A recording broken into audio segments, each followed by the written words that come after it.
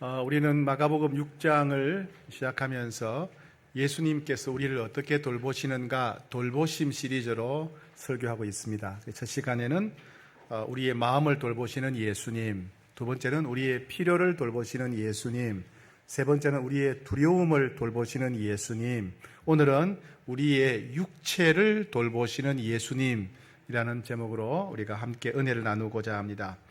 예수님은 제자들이 전도 여행을 마치고 돌아왔을 때 제자들과 함께 배를 타고 갈릴리 호수 건너편 벳세다라고 하는 지역으로 가셨습니다. 거기서 오병이어 기적이 일어났지요.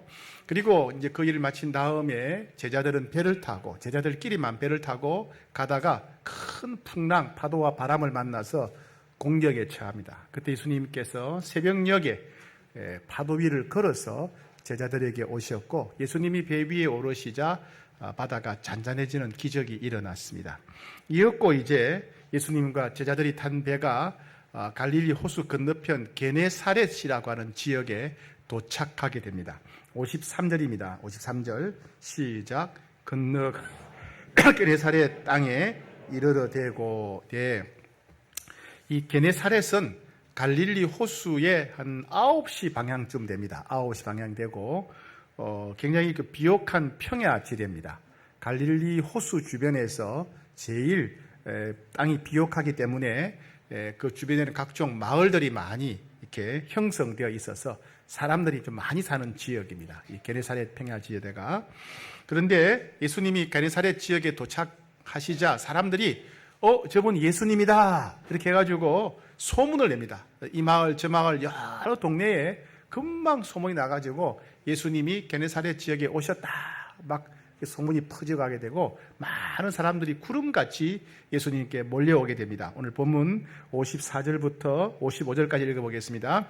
시작. 배에서 내리니 사람들이 곧 예수이신 줄을 알고 온 예수께서 어디 계시다는 말을 듣는 대로 병든 자를 침상째로 메고 나오니 예수님이 오셨다는 소문을 듣고 사람들이 더 소문을 퍼뜨립니다. 그래서 이 마을 저 마을로 다 퍼뜨리고 많은 사람들이 몰려옵니다. 특히 많은 병자들이 몰려옵니다. 병자들이 예수님은 그 병자들을 거절하지 않으시고 그들을 다 고쳐주시고 치료해 주셨습니다. 56절 시작.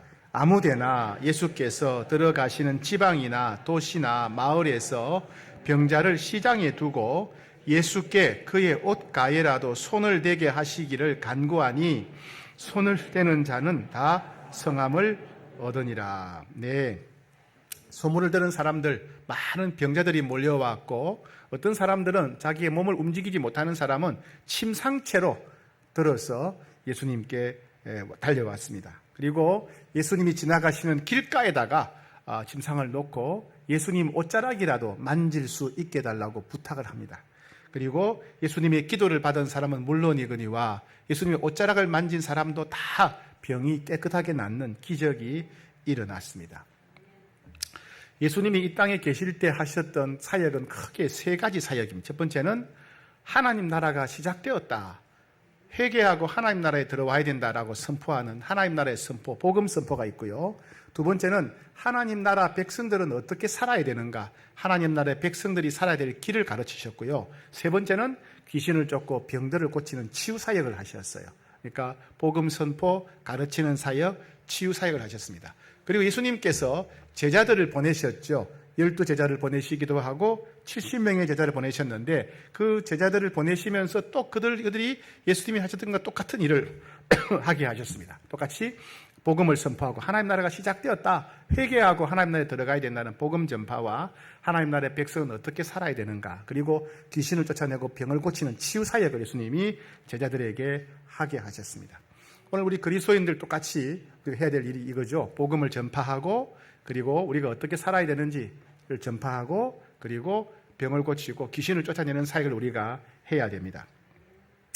예수님의 사역, 예수님의 생애를 기록한 마태복음, 마가복음, 누가복음을 보게 되면 예수님이 가르치는 말씀도 많이 나오지만은 예수님께서 많은 병자들을 고치셨다는 내용이 굉장히 많이 나옵니다. 그것은 예수님의 사역 중에서 제일 중요한 것 중에 하나가 바로 치유 사역이었다 하는 것을 알 수가 있습니다. 예수님은 가시는 곳마다 만나는 사람마다 찾아오는 사람들마다 그들의 병을 고쳐주셨습니다. 오늘 우리 그리스도인들이 받은 사명, 복음을 전파하고 하나님 나라를 가르치는 것과 함께 예수님처럼 이 치유 사역을 우리가 더 관심을 갖고 예수로 힘써야 됩니다. 오늘은 이 치유 사역에 대해서 함께 나누고 은혜를 받고자 합니다. 우리 교회 어떤 성도님들이 제게 이런 질문을 했어요. 목사님은 왜 기도하실 때 치유 사건을 왜 특별히 강조하십니까? 질병을 고치는, 질병이 낫는 걸 왜 강조하십니까? 이런 질문을 했어요. 또 어떤 분은 목사님, 우리 홍익교회는 예배 시간에도 치유 기도를 길게 하고 또 수요 예배 매월 첫 주 수요일이죠, 그죠? 매월 첫 주 수요일 마치고 나면 또 치유 기도를 이렇게 많이 하고 합니까? 홍익교회는 특별히 치유 기도를 많이 하는 이유가 무엇입니까? 이렇게 물으시는 분도 있어요. 똑같은 질문이 이런 질문입니다. 왜 성경에는 치유 기적이 많이 나올까요? 왜 예수님은 만나는 사람들마다 병을 고쳐 주셨을까요? 왜 예수님은 치유 사역에 그렇게 힘쓰셨을까요? 하는 질문과 같은 질문입니다. 이 질문에 답을 하자면, 첫째, 우리가 치유 사역을 열심히 해야 되는 이유는 뭐냐면, 육체적인 질병이나 장애는 큰 고통을 가져오고 불편을 가져오기 때문에 그래요. 즉, 병에 걸리면 몸이 아프기 때문에 그렇습니다. 그죠? 질병은 육체의 고통을 가져오기 마련입니다. 물론 병마다 차이가 있고 사람마다 차이가 있지만은 아픈 사람은 내가 제일 아픈 거예요. 그죠? 남들과 비교해서 나는 저 사람보다 덜 아프니까 괜찮아, 이런 분은 없어요. 그죠? 관절염이든 뭐든지 간에 내가 아프면 내가 제일 아픈 거예요. 내가 세상에 제일 아픈 겁니다. 그죠? 이 고통의 문제입니다. 또 육체의 고통은 일상생활에 불편함을 가져오죠. 몸이 아프면 생활이 불편해집니다. 직장 생활도 힘들고 사회생활도 힘들죠. 건강할 때 했던 모든 생활들을 포기해야 됩니다. 몸이 아프면 돈도 벌기가 힘들죠. 그죠? 여가 생활이나 삶의 여유를 즐길 수도 없습니다. 그래서 몸이 아프면 삶이 피폐해지고 하루하루가 고달프게 됩니다. 또한 육체의 고통, 몸이 아프면요, 다른 사람들과의 관계도 끊어지기가 쉽습니다. 아무래도 몸이 아프면 사람들 만나러 가기도 힘들고 이런저런 모임이나 행사에 참여하기가 어려워지죠. 또 나만 겪고 있는 이 고통과 슬픔을 다른 사람들은 이해를 못합니다. 더군다나 병상에 누워있기라도 하면 찾아오는 사람도 없습니다. 이와 같이 몸이 아프면 세상에서 버림받은 것 같고 혼자 뒤떨어진 것 같고, 그래서 소외감이나 외로움이나 거절감이 느껴지게 됩니다.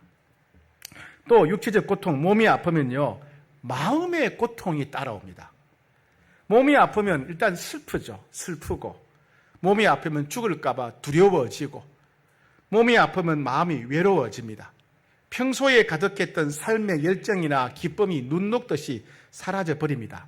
그리고 마음이 우울해지고 무기력감이 찾아옵니다.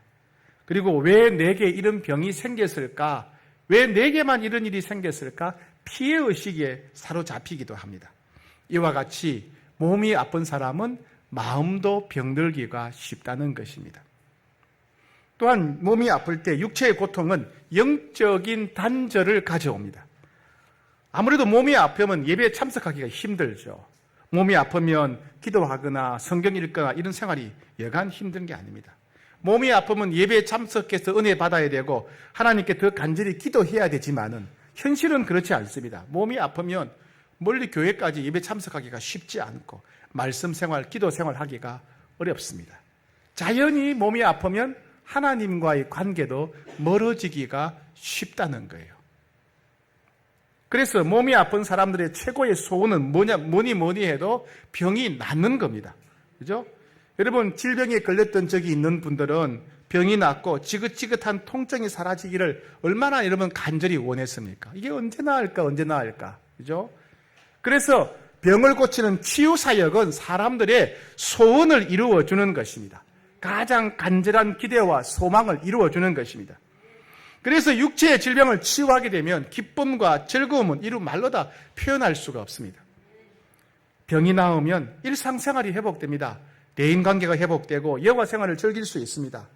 병이 나으면 마음을 가득 채웠던 외로움과 슬픔과 두려움과 피해의식이 모두 사라져버립니다. 병이 나으면 다시 예배에 참석할 수 있고 다시 하나님의 사랑과 은혜를 풍성히 누릴 수 있게 됩니다. 이와 같이 치유는 한마디로 말해서 절망과 고통의 수렁에 빠졌던 사람을 자유와 기쁨의 땅으로 이끌어주는 것입니다. 그래서 예수님은 가시는 곳마다 만나는 사람들마다 그들의 병을 고쳐주셨던 것입니다. 두 번째, 우리가 치유사역을 해야 되는 두 번째 이유는 뭐냐면 고통은 우리의 심령을 가난하게 하기 때문에 그렇습니다. 성경에 보면 여러 병자들이 나오지요. 나병 환자나 소경이나 중풍병자, 예수님 만나서 병을 고침받은 사람이 많이 나옵니다. 여러분, 그들이요, 아프지 않았다면, 나병에 걸리지 않았다면, 중풍병에 걸리지 않았다면, 소경이 아니었다면 예수님께 찾아왔을까요? 그러지 않을 가능성이 훨씬 많아요. 그죠? 예. 아프기 때문에 찾아온 거예요. 아프기 때문에. 평소에 하나님을 잊고 살았던 사람들도 이 중한 병에 걸리게 되면 하나님을 찾게 됩니다. 의지하게 됩니다. 이것이 마음이 가난한 상태예요. 전에는 내가 교만했어요. 내 힘으로 살 수 있고 내 의지로 살 수 있다는 자신감이 있었어요. 내 몸이 아프고 보니까 내 몸 하나 뜻대로 안 됩니다. 내 인생이 내 마음대로 안 되는 거예요. 그래서 내가 아무것도 아니구나 깨닫게 되죠. 그것이 심령이, 마음이 가난하게 되는 것입니다. 마음이 가난하게 되면 하나님께 매달리게 되죠. 찬송도 더 간절히 하게 됩니다. 그러다가 하나님의 놀라운 은혜로 치유의 역사를 경험하게 되면 하나님을 더 신뢰하게 됩니다. 만나는 사람들마다 하나님이 내 병을 고쳐주셨습니다. 예수님 이름으로 기도했더니 병이 나았습니다. 이런 간증을 하게 됩니다. 이와 같이 질병은, 고통은 우리가 아무것도 아니라는 것을 깨닫게 해줍니다. 질병의 고통은 하나님을 찾고 하나님을 갈망하고 하나님을 의지하게 만들어줍니다. 그래서 질병이 치유되어지게 되면 하나님이 살아계심을 깨닫게 되고 하나님을 더 신뢰하게 되고 하나님을 더 의지하게 됩니다. 그래서 치유의 경험은 우리의 믿음을 더 성장하도록 도와줍니다. 치유의 경험은 앞으로 무슨 일을 만나더라도 하나님을 의지해야 되겠다, 하나님을 신뢰해야 되겠다, 이런 믿음의 용기를 갖게 합니다. 세 번째입니다. 우리가 치유 사역을 해야 될 세 번째 이유는 뭐냐면 치유는 예수님의 마음의 표현이기 때문에 그렇습니다. 여러분, 대인관계에서도요, 가까운 사람들하고 서로 마음을 모르면 참 답답하지 않습니까? 저 사람 무슨 생각을 하는지 모르겠어. 저 사람 속을 도무지 모르겠어. 마음을 모르면 답답합니다. 주님과 우리와의 관계도 마찬가지입니다. 우리는 평소에 예수님이 어떤 분이신지, 예수님 마음이 어떠하신지 잘 알 수가 없습니다. 글로서 읽고 설교로 듣기는 했지만은 예수님의 마음이, 예수님의 생각, 뜻이 우리 마음에 잘 와닿지가 않습니다. 그러다가 치유의 역사를 경험하게 되면 예수님의 마음을 알게 됩니다. 아, 예수님이 내 고통을 알고 계시는구나. 예수님이 내 마음을 아시는구나. 내가 예수님께 부르짖으면 예수님 내 기도를 외면하지 않으시는구나. 예수님은 나를 불쌍히 여기시고 나를 위로하시는구나. 예수님 참 좋은 분이구나 하는 걸 깨닫게 됩니다. 성경에도 보게 되면 예수님이 나병 환자를 고치실 때 나병 환자에게 손을 얹고 기도하셨어요. 나병 환자에게 손을 얹으면 나병이 전염될 수도 있고 나도 부정하게 된단 말이죠. 다 멀리 하는데 오늘 예수님은 나병 환자를 품에 안듯이 손을 얹고 기도하셨습니다. 그래서 통해서 나병 환자는 뭘 느꼈겠습니까? 아, 이분은 나를 나병 환자라고 해서 멀리 하지 않구나. 나병 환자라고 해서 차별하지 않구나. 나병 환자라고 해서 나를 밀어내치지 않구나 깨닫게 되었겠죠. 그죠? 예수님이 여리고에서 소경의 눈을 고칠 때 보게 되면 소경의 눈을 만지시면서 고쳐주셨어요. 왜 그랬어요? 그냥 말씀으로만 고칠 수 있는 눈을 만져주셨어요. 왜요? 그 소경은 눈 때문에 얼마나 힘들었겠어요. 눈이 한이에요. 그죠? 한 맺힌 곳이에요. 이 눈 때문에 눈이 보이지 않으니까 무시당하고 버림받고 좌절하고 고통받았지 않습니까? 너 눈 때문에 얼마나 힘들었느냐? 이 눈 때문에 얼마나 고통스러우냐? 예수님은 눈도 고쳐주시면서 눈 때문에 병들고 상처받은 마음도 고쳐주신 거예요. 아, 예수님은 내 눈을 고쳐주실 뿐 아니라 내가 눈 때문에 얼마나 힘들었는지 아시는구나. 예수님은 내 과거를 아시는구나. 예수님은 내 마음의 상처와 아픔을 아시는구나 깨닫게 되었죠. 그죠? 예수님은 이방인이었던 수로보네게 여인의 딸을 고쳐주셨습니다. 이 사건을 통해서 이 여인은 뭘 깨달았겠습니까? 아, 예수님은 이방인이라 할지라도 그 당시 무시받고 괄시받던 천대받던 여성이라 할지라도 예수님은 차별하지 않고 소중히 여기시고 도와주시는구나 깨닫게 되었겠죠. 그래서 이런 치유를 경험하게 되면 우리는 깨닫습니다. 아, 예수님이 나를 아시는구나. 내 고통을 아시고 내 육체의 고통을 아시고 내 마음의 고통을 아시는구나. 예수님은 우리 죄를 씻어주실 뿐 아니라 우리 육체의 병을 고치고 마음의 상처를 치료하는 분이시구나. 예수님은 사랑의 주님이시구나. 예수님은 위로하시는 주님이시구나. 예수님은 정말 좋으신 분이구나 하는 우리가 깨달아 알게 됩니다. 우리는 치유 기적을 통해서 예수님이 어떤 분이신지, 얼마나 좋은 분이신지, 얼마나 우리를 사랑하는 분이신지 새롭게 깨닫게 되고 예수님의 마음을 알게 되고 더 친밀한 경험을 누리게 되는 겁니다. 네 번째, 우리가 치유사역을 해야 될 중요한 이유는 뭐냐면요, 치유사역은 하나님 나라의 증거이기 때문에 그래요. 하나님 나라가 이루어졌다는 증거이기 때문에. 예수님이 메시아 그리스도라는 사실을 가장 확실하게 알았던 사람, 제일 먼저 알았던 사람 중에 한 사람은 세례 요한입니다. 왜냐하면 마리아와 그의 어머니 엘리사벳의 관계를 어릴 때 태어날 때 들었기 때문에. 그리고 세례 요한이 예수님께 세례를 줄 때 하늘 문이 열리고 하나님의 음성이 들려오고 성령이 비둘기처럼 임하는 것을 직접 눈앞에서 목격했던 사람이 세례 요한이에요. 그러니까 세례 요한은 누구보다도 예수님이 메시아임을 알았습니다. 자기 제자들한테 나는 준비하는 자고 나는 쭉정이고 나는 아무것도 깡통이고 저분이 나사렛 예수, 저분이 메시아다.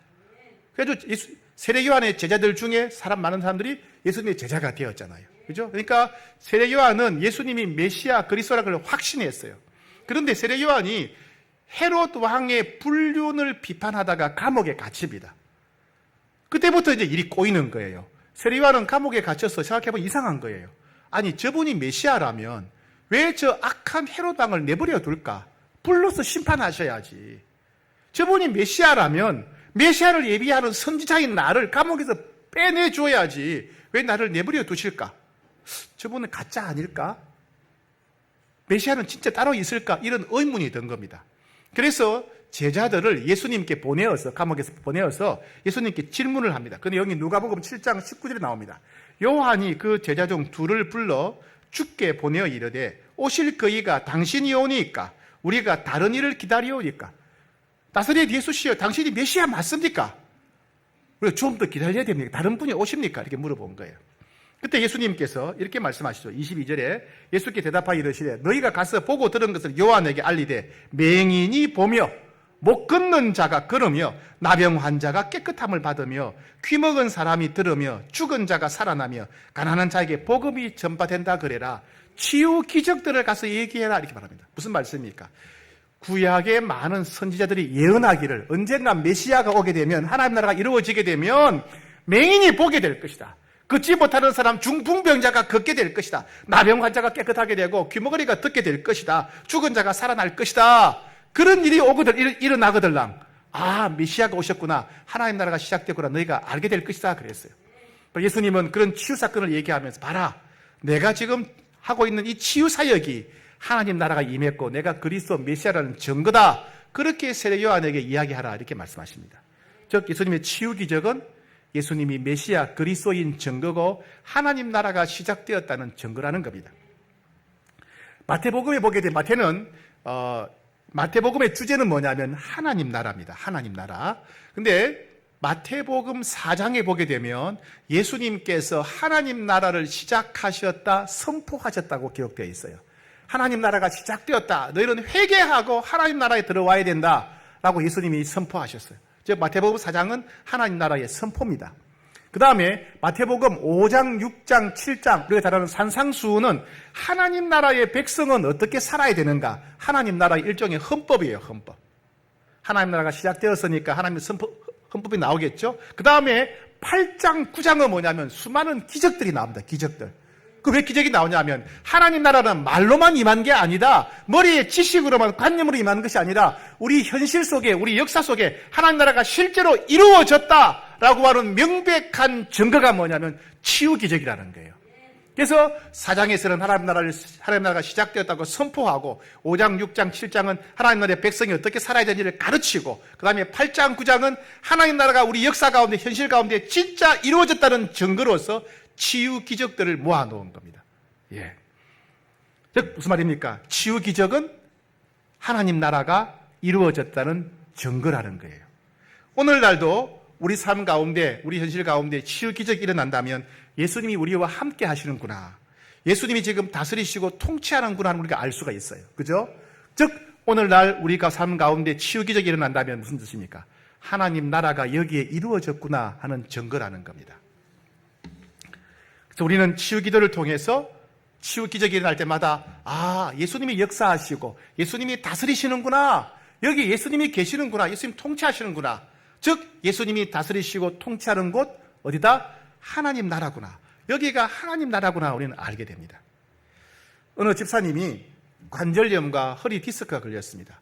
허리 디스크가 오면 참 힘들지요. 남들이 볼 때는 멀쩡한데 본인은 힘들어요. 걷기도 힘들고 바닥에 앉았다 일어나면 힘들고 누웠다 자기도 참 불편하고 허리 아프면 얼마나 힘듭니까? 게다가 관절염이에요. 관절염이 오게 되면요, 뭘 만지다가 갑자기 너무 아파요. 그죠? 손가락 마디마디가 막 굵어지고 힘들죠.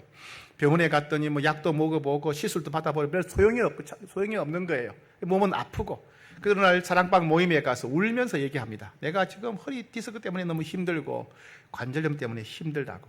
우리는 이제 사랑방 모임에 가면 축복의 나눔 시간에 서로 기도 제목을 나누고 기도하고, 또 아픈 사람이 있으면 가운데 앉혀놓고 그 자리에서 같이 기도하는 시간이 있지 않습니까? 그래서 그분을 가운데 앉혀놓고 관절염과 허리 디스크가 치유되도록 사랑방 식구들이 간절히 기도했습니다. 근데 한 3주 지났더니 보니까 자기가 아프지 않은 거예요. 언제 나은지를 몰라요. 보니까 허리가 아프지 않고 손가락 마디마디가 아프지 않더라는 거예요. 그 사이에 나아버린 겁니다. 너무 기뻐서 사랑방 친구들이 다 춤을 춥니다. 우리 사랑방에서 예수님이 우리 기도에 응답하신다. 우리 사랑방에는 예수님이 다스리시고 통치하신다. 우리 사랑방에는 하나님 나라가 이루어졌다. 이렇게 선포하게 되는 겁니다. 그때부터 생각이 달라지는 거예요. 우리 사랑방에 예수님이 다스리고 통치하는 하나님 나라가 이루어졌다면 이제 문제만 생기면 사랑방에 가져오는 거예요. 가정의 경제적인 문제, 부부 관계 문제, 자녀들의 게임 중독, 도박 중독 문제, 배우자 문제 다 가지고 기도하는 겁니다. 왜요? 여기는 하나님 나라가 이루어진 곳이니까. 그들은 믿음의 태도가 달라집니다. 하나님 말씀대로 순종하니까 기적이 일어나는구나. 그때부터 하나님 말씀에 순종하려고 했습니다. 힘들어도 순종합니다. 그리고 하나님이 살아 역사하실 눈으로 봤기 때문에 이제 걱정하지 말자, 두려워하지 말자 생각합니다. 그리고 죄를 끊어버려야 되겠다. 하나님이 이렇게 살아 계신데 우리 사랑방이 하나님 나라인데 죄인의 몸으로 사랑방에 올 수가 없지 않느냐. 그래서 죄를 끊어버려야 되겠다. 사랑방 식구들이 결단을 하게 됩니다. 이와 같이 치유기도는 우리를 질병의 고통에서 해방시켜 줍니다. 치유기도는 마음의 상처와 아픔과 관계의 단절로부터 회복시켜 줍니다. 치유기도는 우리 마음을 더 가난하게 해서 하나님을 더 신뢰하고 의지하고 믿음이 성장하도록 도와줍니다. 나아가서 치유기도는 하나님 나라가 이루어지는 것을 보게 되고 우리로 하여금 하나님 나라의 백성답게 살아갈 수 있도록 도와줍니다. 자, 그렇다면 우리는 홍익교회 성도들은 앞으로 어떻게 살아야 되겠습니까?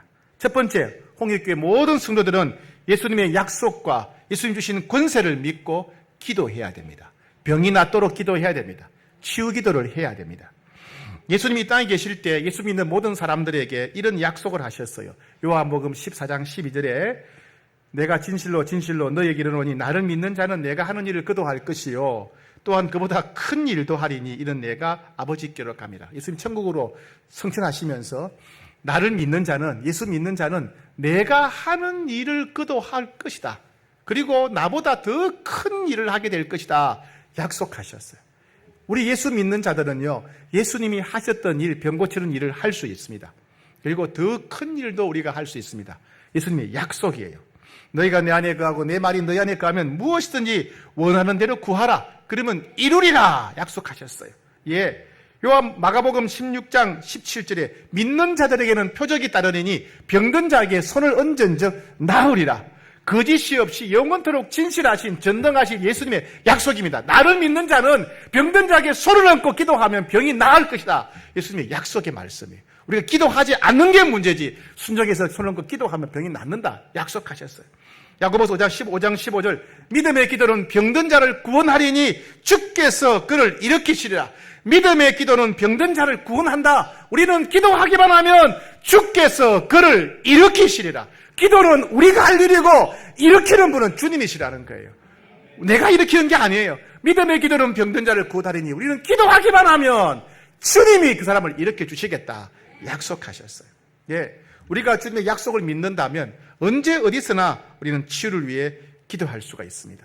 우리는 예수님의 명령에 순종하기를 원한다면 누구를 만나든지 우리는 치유를 위해 기도해야 됩니다.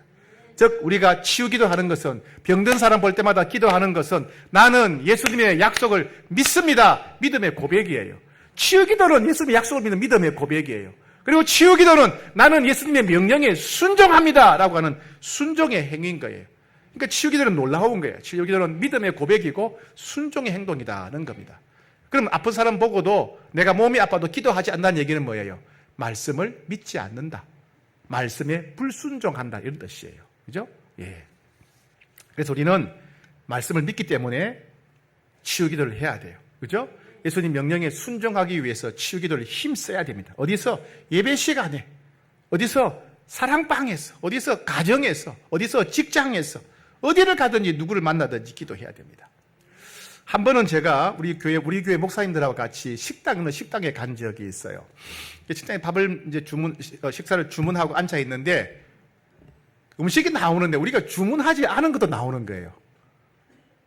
너무 많이 나오는 거예요. 너무 많이 나와가지고 큰 상에 이거 음식을 쌓을 수 없을 만큼 음식이 너무 많이 나왔어요. 이거 우리 주문한 거 아닌데? 그래가지고 서빙하는 분한테 이거 우리가 주문 안 했는데요. 그러니까 사장님 지시입니다. 그래요. 그럼 어떻게 해야 돼요? 일단 먹고 봐야죠. 그죠? 잘못 나오면 그들 책임이고 우리가 주문한 게 아니니까 일단 다 먹자. 그래가지고 막 반쯤 남았어요. 아이들 막 실컷 먹었어요. 먹고 이제 계산할 때 제가 계산하러 갔어요. 이제 얼마입니까? 더 다 드리려고 했죠. 그분이 안 받겠습니다. 그래요. 왜 안 받습니까? 그러니까 대화를 가만히 들어보니까 목사님들 같은데 저는 어느 교회 집사입니다. 그래요. 그걸 안 받겠다는 거예요. 그래서 제가 그러세요? 그리고 딱 느끼는 게 이분이 거절하는 손을 보면 이상한 거예요. 그래서 제가 집사님 혹시 좀 몸이 불편하신 데가 없습니까? 걱정거리가 없으세요? 이렇게 물었어요. 이분이 깜짝 놀라면서 사실은 제가 파킨슨병 진단을 받았습니다. 이 근육이 무기력해지는 굳어지는 거죠. 그러면서 몸이 너무 불편해져서 이게 병이 자꾸 진전이 되니까 이제 그 식당 문을 닫기로 했습니다. 그런 거예요. 일을 할 수가 없으니까 식당 문을 닫기로 했습니다. 얼굴이 너무 어두워요. 그래서 제가 집사님 그러면 제가 여기서 기도 한번 해드려도 되겠습니까? 그러니까 생각하다가 예 그런 거예요. 그래서 제가 계산대 앞에서 그냥 기도했어요. 옆에는 손님들이 다 차 있고 손님들이 있고 저는 그냥 손님 보거나 말거나 그냥 기도해드렸어요. 그리고 이제 나왔습니다. 나왔는데 몇 년 뒤에 이 집사님이 사장님이 저희 교회 제 방에 찾아오신 거예요. 찾아오셔가지고 그때 기도를 받은 후에 파킨슨 병이 깨끗하게 치료가 되었고 세상에 식당은 더 번창하고 있습니다. 더 잘 되고 있습니다. 그런 간증을 하셨어요. 할렐루야. 예, 우리는 어디서나 기도할 수 있어요. 그죠? 식당에서도 기도할 수 있다니까요. 계산대 앞에서도 기도할 수 있고 어디서나 누구에게나 기도할 수 있습니다. 중요한 것은 약속 믿고 기도하는 거예요. 그죠? 중요한 것은 내가 마음이 부담이 되더라도 예수님 명령에 순종하는 거예요. 그죠? 예, 예수 이름으로 기도하고 순종하는 게 중요한 겁니다. 두 번째, 오기교회 성도들은요, 질병이 찾아오면 주님의 사랑과 은혜를 체험할 수 있는 기회로 여겨야 돼요. 내게 질병이 찾아왔다. 하나님의 사랑과 은혜를 체험할 수 있는 기회구나. 이렇게 여기셔야 돼요. 앞에서 말씀드린 대로 병이 나았던, 예수님 만나서 병이 나았던 나병자나 소경이나 중풍병자나 야이로의 딸이나 혈루증 앓는 여인이나 베드로의 장모나 이런 사람들이 치유의 은혜를 경험했는데 만약 이들이 몸이 아프지 않았다면 예수님께 나오지 않았을 겁니다. 그죠? 몸이 아프기 때문에 왔다는 말이죠. 몸이 아프기 때문에 어쩔 수 없이 찾아왔어요. 예수님께 찾아왔기 때문에 병이 나았어요. 병이 나았기 때문에 예수님이 어떤 분이신지 깨닫고 믿게 된 거예요. 그죠? 병이 나았기 때문에 영혼이 구원받게 된 겁니다. 그죠? 그렇다면 이 사람들에게는 처음에 질병이 찾아온 것은 고통이고 재앙이었어요. 그죠? 그런데 예수님을 찾는 순간, 만나는 순간 그 재앙이 축복의 문이 되어버린 거예요. 고통이 평강으로 바뀌고, 그죠? 재앙이 축복으로 바뀐 거예요. 이와 같이 질병은 재앙이지만은 예수님을 의지하는 자에게는 재앙이 축복의 문으로 바뀝니다. 그러니 여러분, 의심하지 말고, 낙심하지 말고 기도해야 됩니다. 포기하지 말고 기도하셔야 돼요. 고통을 평강으로 바꾸시고, 재앙을 축복의 문으로 바꾸는 사람은 믿음의 사람이에요. 여러분, 그런 믿음의 사람 되시기를 축복합니다. 고통을 평강으로 바꾸세요. 예? 재앙을 축복의 문으로 바꾸는 믿음의 사람 되시길 축복합니다. 어떤 분들은 이 생각할 거예요. 아니, 그러면 목사님 일부러 병에 걸려야 됩니까? 아니요, 그럴 필요는 없죠. 그죠? 그럴 필요는 없어요. 그렇다고 하나님의 은혜와 능력을 체험하기 위해서 일부러 병에 걸릴 필요는 없지만은 병에 걸린 다른 사람들을 위해서 기도할 수는 있잖아요. 그죠? 예. 다른 아픈 사람은 기도할 수가 있습니다. 주변에 아픈 사람이 있으면 그들 위해 기도해야 돼요. 믿음하고 순종함으로 기도하는 거예요. 그러면 그들의 고통이 평강으로 바뀌고 재앙이 축복으로 바뀌는 겁니다. 아픈 사람 만나면 모르는 사람이라 하더라도 실례지만 제가 당신의 병이 낫도록 예수님께 기도해도 되겠습니까? 물어보세요. 물어보시고 웬만한 지독한 불신자가 아니라면 거의 하자 그럽니다. 왜? 힘드니까, 고통스러우니까. 그죠? 그런 사람이 병이 낫도록 간절히 눈물로 우리가 기도할 수가 있습니다. 네. 이와 같이 내가 아플 때는 물론이거니와 다른 사람이 아플 때도 우리는 주님 주시는 권능과 능력으로 하나님 기도할 수가 있습니다. 그죠? 아내가 아프면 남편이 기도해주고, 남편이 아프면 아내가 기도하면 되고, 자녀가 아프면 부모가 기도하고, 부모가 아프면 자녀가 기도해주면 됩니다. 사랑방에서 함께 기도하시면 됩니다. 직장에서도 아픈 사람이 있으면 기도하시면 됩니다. 예수님 약속의 말씀 믿고 기도하시면 돼요. 예수님 명령에 순종함으로 기도하시는 거예요. 그죠? 그러면 고통이 평강으로 바뀌고 재앙이 축복으로 바뀌는 기적이 일어나는 겁니다. 물론 병이 낫지 않을 수도 있습니다. 그건 낙심하거나 부끄러워할 필요가 없어요. 병원에 가도 병이 다 낫는 게 아니잖아요. 그죠? 예. 병이 낫는 것도 내가 고치는 게 아니라 주님이 고치는 거예요. 병이 안 나오면 주님이 안 고치는 거예요. 주님이 안 고치시는데 내가 뭐 걱정할 이유가 뭐 있겠어요? 우리가 할 일은 뭐예요? 기도하는 거예요. 우리가 할 일은 기도하는 거예요. 그죠? 위대한 사도 바울이 디모데의 위장병을 위해서 간절히 기도했는데 병이 낫지 않았어. 그죠? 디모데의 위장병이 잘 낫지 않았습니다. 아, 사도 바울이 기도해도 병이 경우가 있구나. 그죠? 그래서 우리도 예수 믿음으로 기도했지만 병이 낫지 않을 수 있다는 겁니다. 그럼 뭐예요? 우리가 중요한 것은 포기하지 않고 계속 기도하는 게 중요해요. 포기하지 않고 계속 기도하는 것. 어떤 때는요, 즉석에서 아멘 그러면 병이 나아요. 그런데 어떤 경우에는 천천히 낫는 경우도 있습니다. 뭐 예를 들면 이런 걸 볼 수 있겠죠. 커피 자판기가 있습니다. 커피 자판기 아메리카노 한 잔에 1,000원 합니다. 1,000원. 근데 1,000원짜리 지폐를 넣으면 한 번에 바로 나와요. 그죠? 커피가 탁 나옵니다. 500원짜리 넣으면 어떻게 해요? 하나 넣으면 안 돼요. 그죠? 몇 개 넣어야 돼요? 2개. 어려워요? 몇 개 넣어야 돼요? 2개. 2개를 넣어요. 하나 넣으면 안 나옵니다. 그죠? 2개를 넣어야 나옵니다. 근데 그것도 없어. 100원짜리밖에 없는 거예요. 그럼 100원짜리를 넣어야 돼요. 하나 넣고 2개 넣고, 왜 안 나오지? 3개 넣고, 5개 넣고, 9개 넣었는데 안 나와요. 에이, 안 나오네. 그리고 집에 가버리면 커피 못 마시는 거예요. 몇 개 넣어야 돼요? 10개까지 넣어야 나오는 거예요. 어떤 사람은 1,000원짜리 넣고, 바로 나오고, 어떤 사람은 500원짜리 넣으니까 2번만 넣으면 나오고, 어떤 사람은 100원짜리 넣으니까 10번 계속 넣어야 나온단 말이죠. 우리 기도 생활이 그런 겁니다. 그죠? 예. 낙심하지 말고, 커피가 나올 때까지 계속 돈 넣어야 돼요. 그죠? 예, 주님 응답하실 때까지, 병 나을 때까지 포기하지 않고 기도하는 자는 반드시 응답받습니다. 그죠? 자, 세 번째, 우리 홍익교회 성도들은 뭘 해야 되느냐? 신유의 은사를 사모해야 돼요. 뭘 사모하라고요? 신유의 은사. 병사를 사모하셔야 돼요. 예수님은 제자들을 파송하시면서 병 고치라 이렇게 명령만 하지 않고 병 고치는 권세와 능력까지 주셨습니다. 누가복음 9장 1절 예수께서 12제자를 불러 모으사 모든 귀신을 제어하며 병 고치는 능력과 권세를 주시고 너희는 가서 모든 병 고치고 귀신 쫓아내라 라고 사명을 주시면서 사명 감당할 수 있는 능력과 권세를 주셨어요. 오늘날도 주님은 회개하고 예수 믿는 사람들, 예수님을 주인과 구세주로 믿는 사람들에게 성령을 보내주십니다. 예수 믿는 사람들에게는 다 성령 하나님이 계세요. 그리고 우리 안에 계신 성령 하나님은 우리들에게 신비한 능력을 주세요. 우리의 인간의 지식과 상식으로 알 수 없는 신비한 능력을 우리에게 주시는데 그게 뭐죠? 성령의 은사입니다. 은사. 성령께서 우리에게 초자연적인 능력을 주십니다. 근데 성령의 은사는 여러 가지가 있어요. 하나는 뭐냐면 하나님의 마음과 뜻을 전하는 예언의 은사가 있고요. 보이지 않는 것을 알게 되는 지식의 은사가 있고 문제를 해결하는 지혜의 은사가 있고요. 성령님만이 아시는 언어로 소통하는 방언의 은사가 있고, 방언을 통역하는 통역의 은사가 있고, 귀신을 쫓아내는 은사, 기적을 향하는 믿음의 은사, 여러 가지 은사가 있습니다. 그 중에 하나가 뭐냐면 병을 고치는 신유의 은사, 치유의 은사예요. 몸의 병, 마음의 병을 고치는 신유의 은사, 치유의 은사입니다.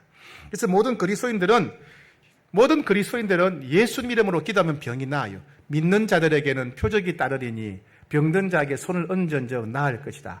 예수 믿는 사람들은 기도하면 병이 나아요. 그런데 신유의 은사, 치유의 은사를 받은 사람이 기도하면 병이 더 빨리 속도로 낫습니다. 더 강력하게 역사가 일어난다는 겁니다. 그래서 우리는 말씀 믿고 기도하되 특별히 신유의 은사를 사모해야 된다. 홍익교회 모든 성도들은 말씀대로 기도하되 신유의 은사를 사모해야 된다는 겁니다. 저는 홍익교회 모든 성도님들이 예수님의 약속을 믿고 만나는 사람마다 곳마다 아픈 사람이 있어 기도하고, 그래서 치유의 기적이 일어나게 되기를 축복합니다. 여러분 가정에서나 직장에서나 계속 기도해서 치유의 기적이 일어나게 됩니다. 더 나아가서 홍익교회 모든 성도님들은 주님이 주시는 특별한 권세 능력, 즉 신유의 은사, 치유의 은사를 받아서 더 강력하게 치유의 기적을 체험하게 되기를 축복합니다. 세상에서 고통받는 사람들, 그리고 병원에서 못 고치는 불치병 가진 사람들이 홍익교회 성도님들을 통해서 고통이 평강으로 변하고 재앙이 축복의 문으로 변하는 그런 기적이 일어나게 되기를 소망합니다. 그렇게 되기를 축복합니다. 네. 이와 같이 여러분, 우리는 기도를 통해서, 치유 기도를 통해서 통증을, 고통을 평강으로 바꿀 수 있습니다. 우리는 재앙을 축복의 문으로 바꿀 수 있습니다. 우리는 그러려면 하나님 말씀에 순종해야 되고 신유의 은사를 사모해야 됩니다. 자, 그런데 내가 예수님 말씀 믿고 기도했더니 병이 나았다. 그죠? 그러면 예수님 고칠 거죠. 예수님께 영광을 돌리는 거예요. 예수님 살아계시구나 알게 되는 거예요. 예수님 믿게 되겠죠. 내가 신유의 은사를 받아서 가는 곳마다 만나는 곳마다 사람마다 기도하게 되면 이 고통이 평강으로 변하고 재앙이 또 축복의 문으로 바뀌는 기적이 일어나게 되면 더 놀라운 일이 일어나지 않겠습니까? 그죠? 그러면 그것을 보고 우리 예수님이 얼마나 기뻐하시겠어요. 야, 네가 내 말 믿고 순종하는구나. 네가 내 약속 믿고 순종하는구나. 네가 내 명령에 순종하는구나. 내가 너에게 은사를 줬더니 은사를 잘 사용하는구나. 하나님 얼마나 기쁘시겠습니까? 그럼 우리 삶이 하나님께 드려지는 사요 영적 예배가 되는 거예요.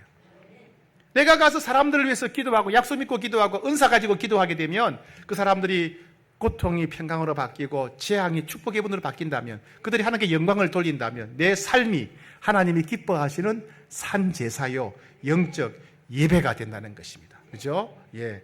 여러분들이 그런 삶을 살아야 되지 않겠습니까? 병이 나은 사람이 얼마나 기뻐하고 얼마나 행복하고 얼마나 좋아하겠습니까? 병이 낫게 되면 얼마나 하나님을 찬양하고 하나님을 더 신뢰하고 믿게 되겠습니까? 우리 그런 귀한 일에 우리가 쓰임받는 얼마나 영광스럽습니까? 사랑하는 여러분, 믿음으로 기도하고 은사받아 기도해서 삶을 하나님 앞에 영적 예배로 드리는 여러분 되시기를 축복합니다.